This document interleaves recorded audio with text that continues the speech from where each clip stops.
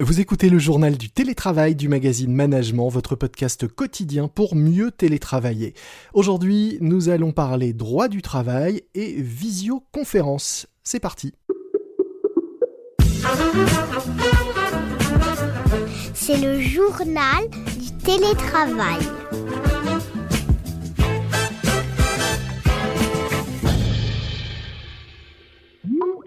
Aujourd'hui, dans le journal du télétravail de management, j'accueille Lucien Flamand, avocat au sein du cabinet Valmy, spécialiste en droit du travail et chroniqueur à management. Bonjour Lucien. Bonjour. Merci d'avoir accepté l'invitation. On a fait ensemble pour la petite histoire le premier numéro de ce podcast qui était diffusé au tout début du premier confinement. C'est aujourd'hui le 105e épisode déjà de ce podcast et je suis ravi qu'on se retrouve pour parler à nouveau droit du télétravail et droit du travail.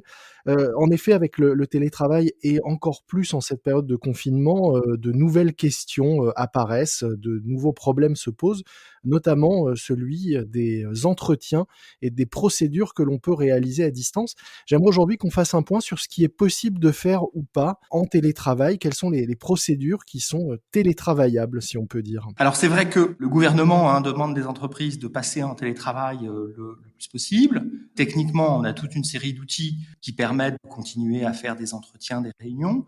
Mais il y a dans le Code du travail toute une série de réunions et d'entretiens qui doivent se tenir. Et du coup, se pose la question de savoir est-ce que ces entretiens, on peut les faire par téléconférence, par visioconférence. Alors la question qui se pose le plus, c'est celui de l'entretien préalable à un éventuel licenciement. C'est une question qui s'est déjà posée il y a quelques décennies. Alors à l'époque, il n'y avait pas de visioconférence, c'était par téléphone. Et puis on a des décisions de la Cour de cassation, des juridictions du fond, qui nous disent non, l'entretien préalable, il doit être fait en présentiel. Il peut pas être fait par téléphone, il peut pas être fait par visioconférence. Alors on voit quelques évolutions quand même dans la jurisprudence. Il y a un arrêt relativement récent de la Cour d'appel de Versailles qui date de l'été dernier, qui dit écoutez, dans le cas présent, le salarié était en expatriation à l'étranger, il a pu être écouté, il a pu répondre aux remarques qui lui ont été faites, donc on valide le recours à la visioconférence. Mais à ce jour, il n'y a pas eu de disposition d'aménagement du Code du travail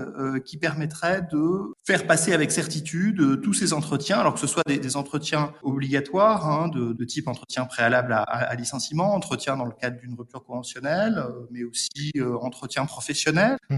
On n'a pas de dispositions aujourd'hui qui viennent nous dire explicitement dans le Code du travail, mais écoutez, oui, pas de problème, vous pouvez les faire en visioconférence. Alors si on prend ceux qui ont un petit peu moins d'enjeux pour commencer avant de s'intéresser à ceux qui posent le plus de questions et de problèmes, comment on doit s'y prendre pour que ce soit juridiquement acceptable? Sur les autres sujets, c'est vrai qu'il y a aussi les réunions avec les représentants du personnel, parfois avec des organisations syndicales. Là, le gouvernement, pour ce sujet-là, a permis très clairement le recours aux conférences téléphoniques pour les réunions du CSE. À partir du moment où on est dans le cadre de l'état d'urgence, les employeurs peuvent recourir aux conférences téléphoniques. Pour les périodes dans lesquelles on ne sera plus dans le cadre de l'état d'urgence, eh bien, on peut encore faire 3 réunions du CSE par an. Et on peut aussi conclure un accord avec les représentants du personnel pour faire ces réunions en visio. Alors, il y a toute une série d'autres réunions où on n'a pas de dérogation officielle dans les textes. Donc, c'est vrai qu'on peut un petit peu s'interroger. Parfois, les réunions de négociation avec les syndicats, bon, a priori, rien n'empêche de les faire en visio. Et la visio est préférable au simple appel téléphonique? On n'a pas de jurisprudence là-dessus. En pratique, on sent bien que l'appel téléphonique et la visio, c'est pas la même chose.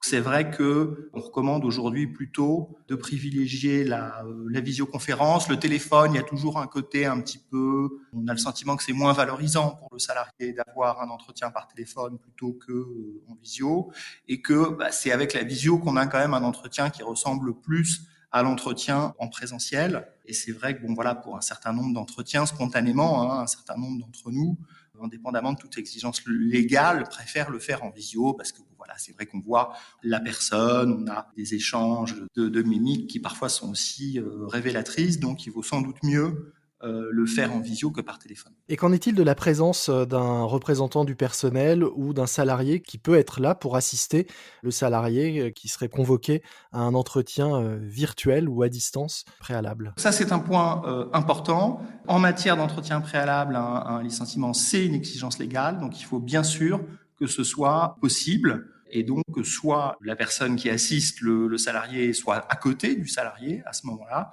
ou puisse rejoindre la visioconférence. Et qu'en est-il de l'option enregistrée que proposent la plupart des plateformes? On le fait d'ailleurs, nous-mêmes, on est en train d'enregistrer ce podcast à distance. Est-ce qu'il faut s'en méfier quand on est soit employeur, soit salarié? Ou est-ce qu'au contraire, c'est une forme de garantie supplémentaire à ce que l'entretien se déroule bien et respecte les droits de chacun? C'est vrai que c'est un petit peu nouveau parce que ces dispositifs permettent d'enregistrer très facilement. Alors, le problème se posait déjà avant. On avait toujours des employeurs ou des salariés qui, en le disant ou sans le dire, enregistraient les entretiens. Je pense que ça doit inciter évidemment chacune des parties à être plus attentif aux propos qu'ils vont tenir, parce que évidemment là, les chances d'être enregistré et d'être particulièrement audible sont beaucoup plus élevées. Donc c'est vrai qu'on risque d'avoir peut-être des entretiens qui vont être un peu plus corsetés, où on va peut-être un peu moins oser se dire certaines choses. Quelle serait la recommandation pour les employeurs qui se poseraient la question de se séparer en cette période très particulière du confinement d'un collaborateur? Est-ce qu'il vaut mieux quand même attendre d'avoir le droit de revenir dans les locaux pour enclencher la procédure, ou est-ce que malgré tout on peut tenter et on peut réaliser cette procédure tout en partie à distance? Je pense qu'il faut voir au cas par cas. Moi, je pense qu'il ne faut pas hésiter à faire des entretiens en présentiel.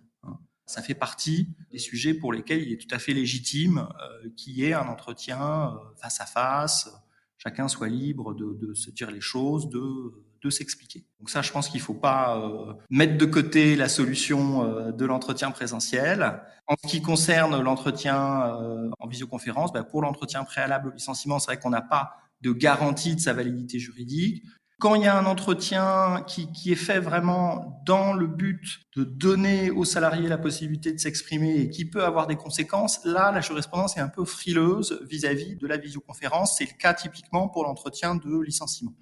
C'est vrai qu'aujourd'hui, beaucoup d'entreprises le font et on peut penser que ce ne sera pas contesté, mais on n'a pas de certitude, ça c'est sûr. Ça reste mieux que le licenciement par SMS dont on a pu entendre parler, pas nécessairement en France, mais dans certains pays en tout cas. Voilà, tout à fait. Et dans tous les cas, s'assurer que tout le monde est bien d'accord avec le processus mis en place et retenu. Voilà, tout à fait. C'est aussi ce que je retiens et qui est important, c'est qu'il faut l'accord quand même dans ces cas-là de tout le monde. C'est une bonne idée si on veut limiter les risques de contentieux sur le fait qu'on ait eu recours à la visioconférence.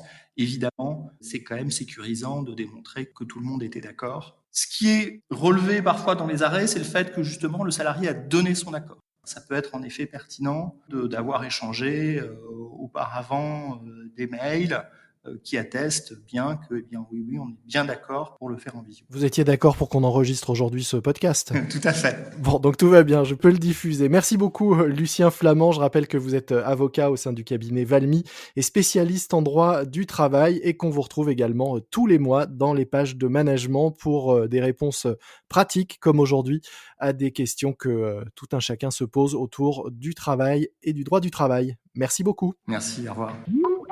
C'est la fin de votre JT, le journal du travail de management. Retrouvez-nous sur l'ensemble des plateformes de podcast, des plateformes sur lesquelles vous pouvez vous abonner à notre programme, histoire de ne rater aucun nouvel épisode. Si vous aimez notre podcast et que vous lui êtes fidèle, merci également de nous noter et de préférence en nous donnant 5 étoiles.